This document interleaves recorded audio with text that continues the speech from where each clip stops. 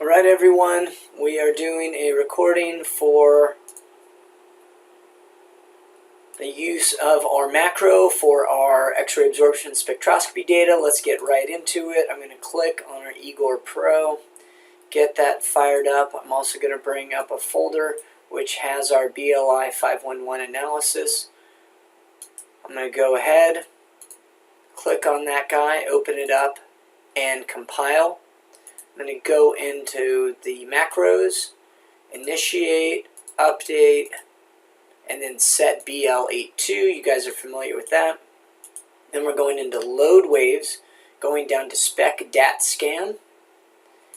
We're going to go in and browse, find our data very quickly. Make sure to stay nice and organized. It will make your life a lot easier. Put all of your XAS data into a specific folder and work from there. So we've got research, XAS or XAS, and then down to raw data, and then to our folder. I'm picking 2016-03-24, spec underscore export, hit OK, and then let it load. You'll notice down in the left hand corner you see a lot of data being loaded. What's going to happen next, you go into our data browser, go to loaded, scroll down through all of these file folders, delete every single one of them. And that makes it easier so that you can see all of the folders that are available to you. What we're going to start off with is EE. Remember, EE is our mono, TEY is the amount of electron counts coming into the detector. So now let's go over to set. We're going to get a new set. Now the first one that we're going to do is going to be carbon 1s. And when we do this, we're actually going to pick all of the EEs manually in our data set for carbon, but we're going to do that in loaded. So let's go over to loaded, go over to EE, and you'll notice all of those data sets are in there. We're going to leave them in there because that's our root, and we can pick nitrogen, boron, whatever we want. But I'm going to go down to carbon where it starts. You'll notice that that's our X waves. I'm going to click all the way down until I finish off carbon. I'm going to hit OK. That creates that new set. And you'll notice that the original waves, you just made an N0 wave. So if we clicked over here, you'd see N0. So that is our EE. So we can go ahead and just call it EE. And then hit enter. And so now we need to bring in the TEY. And this is where I was having some difficulty. So I'm going to make a new folder. I'm going to call it TEY. I'm going to hit continue. Pick folder from which waves are duplicated. Now go to reference waves, hit continue, and when you're over here, come all the way back to your TEY and hit OK. You're going to hit the wild card, hit continue. So now you have two folders in N0 and N1. Little sanity check. Let's go over to N1. Great. It has our TEY data and we are set. We go up to N0. Okay, I'm going to minimize that.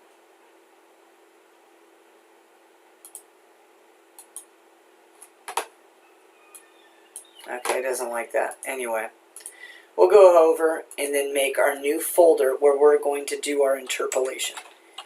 Interpolate. Now this is where we are going to merge the X and the Y waves.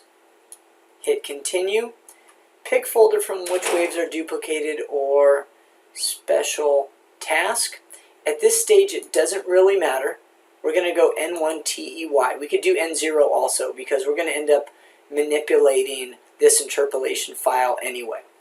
So now we've got N2 interpolate, and we're going to use the batch function, and we're going to say interpolate on set. Pick folder with Y data. That's our TEY. Hit continue. Now X waves are and not our EE data for the photon energy. We hit continue. Redimension and rescale waves. Yes. Use same scaling for all waves. Yes. We're going from 260 for carbon to 390. You can also check that is obviously different for nitrogen, boron, or oxygen. And we can look at the waves to do that later, but this is for carbon. We're going to hit continue. Smoothing factor we'll leave in there. We're going to do a linear interpolation, so that's 1.